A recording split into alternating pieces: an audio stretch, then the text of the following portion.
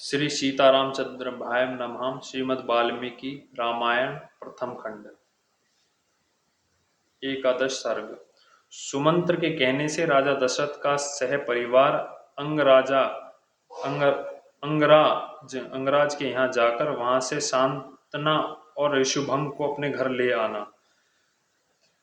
तदनंतर सुमंत्र ने फिर कहा, राजेंद्र, आप पुनः मुझसे अपने हित की वह बात सुनिए जिससे देवताओं में श्रेष्ठ बुद्धिमान सनत कुमार जी ऋषियों को सुनाया था।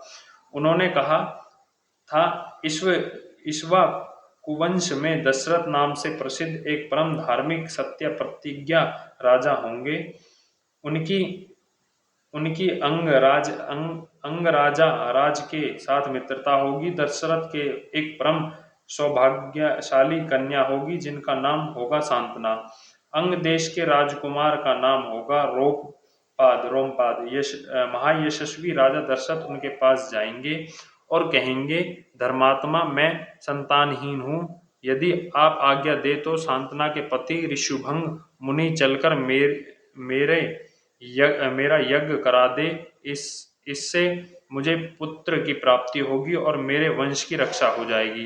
राजा की यह बात सुनकर मन ही मन उस पर विचार करके मनस्वी राजा रोमपाद शांतना के पुत्रवान पति को उनके साथ भेज देंगे। ब्राह्मण ऋषुभंग को पाकर राजा दशरथ की सारी चिंता दूर हो जाएगी। वे प्रसन्नचित्त होकर उस यज्ञ का अनुष्ठान करेंगे। यश की इच्छा रखने वाले धर्म राजा दशरथ हाथ जोड़कर द्विज श्रेष्ठ ऋषुभंग का यज्ञ पुत्र और सुरग के लिए वर्ण करेंगे तथा वे प्रजापालक नरेश उन श्रेष्ठ ऋषि से अपनी अभीष्ट वस्तु प्राप्त कर लेंगे। राजा के 4 पुत्र होंगे जो अप्रमेय पराक्रमी, वंश की मर्यादा बढ़ाने वाले और सर्वत्र विख्यात होंगे। महाराज पहले सतयुग में शक्तिशाली देवप्रभ भगवान सनत कुमार जी ने ऋषियों के समक्ष ऐसी कथा कही थी।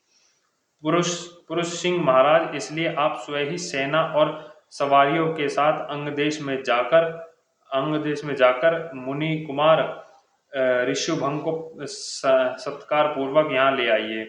सुमंत्र का वचन सुनकर राजा दशरथ को बड़ा हर्ष हुआ। उन्होंने मुनिवर वशिष्ठ को भी सुमंत्र की बात सुनाई और उनकी आज्ञा लेकर रणिवासी रानियों तथा मंत्रियों के साथ अंग देश के लिए प्रस्थान किया, जहाँ विप्रभ ऋषुभंग निवास करते थे। मार्ग में अनेकोनेक वन और नदियों को पार करके वे धीरे धीरे उस देश में जा पहुंचे जहाँ मुनिवर ऋषुभंग विराजमान थे।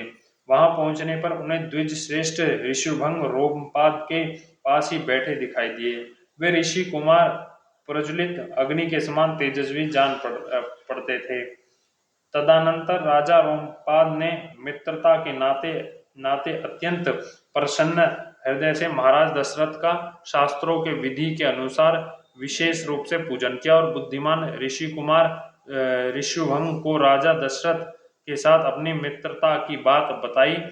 उस पर उन्होंने भी राजा का सम्मान किया।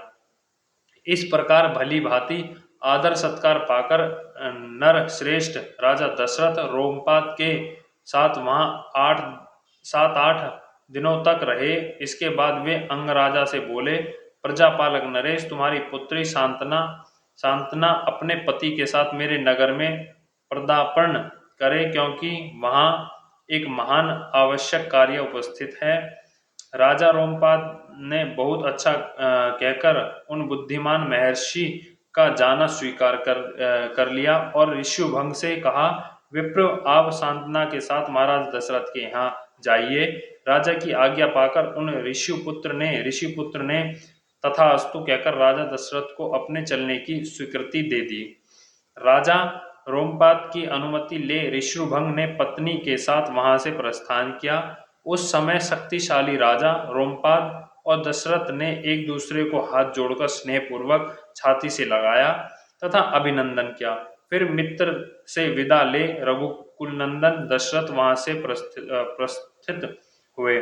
उन्होंने पुरवासियों के साथ अपने शीघ्रगामी दूत भेजे और कहलाया कि समस्त नगर को शीघ्र ही सुसज्जित किया जाए। सर्वत्र धूप की सुगंध फैल नगर की सड़कों पर झाड़ बुहार, उन पर पानी छिड़काव कर दिया जाए तथा सारा नगर ध्वज पताकाओं से अलंकृत हो। राजा का आगमन सुनकर पुरवासी बड़े प्रसन्न हुए। महाराज ने उनके लिए जो संदेश भेजा था उनका उन्होंने उस समय पूर्ण रूप से पालन किया। तदनंतर राजा दशरथ शंख और दुदुम्बिया आदि वाद्यों की ध्वनि के साथ विप्रव ऋषुभृंग को आगे करके अपने सजाए नगर में प्रवेश किया। उन द्विज कुमार का दर्शन करके सभी नगरवासी बहुत प्रसन्न हुए। उन्होंने इंद्र के समान पराक्रमी नरेश दशरथ के साथ पुरी में प्रवेश करते हुए ऋषुभृंग उसी प्रकार सत्कार किया जैसे कि देवताओं ने स्वर्ग में सहस्त्रवद इंद्र के साथ प्रवेश करते हुए कश्यप नंदन वामन जी का समादर किया था। ऋषियों को अंतपुर में ले जाकर राजा ने शास्त्र विधि के अनुसार उनका पूजन किया और उनके निकट आ जाने से अपने को कृतार्थ माना। विशाल लोचना शांतना को इस प्रकार अपने पति के साथ उपस्थित देख अंतपुरी सभी रानियों को बड़ी प्रसन्नता हुई। वे आनंद मगन हो गई। शांतता भी उन रानियों के साथ विशेष महाराज दशरथ के द्वारा आदर सत्कार पाकर वहां कुछ काल तक अपने पति विप्रव ऋषुभंग के साथ बड़े सुख से रही। इस प्रकार श्री वाल्मीकि निर्मित आर्ष रामायण आदि काव्य के बालकांड में 11वां सर्ग पूरा हुआ। बोल श्यापति रामचंद्र की जय, सीता माता की जय, भरत शत्रुघ्न भगवान की जय, लक्ष्मण भगवान की जय। जय जय श्यापति रामचंद्र की जय।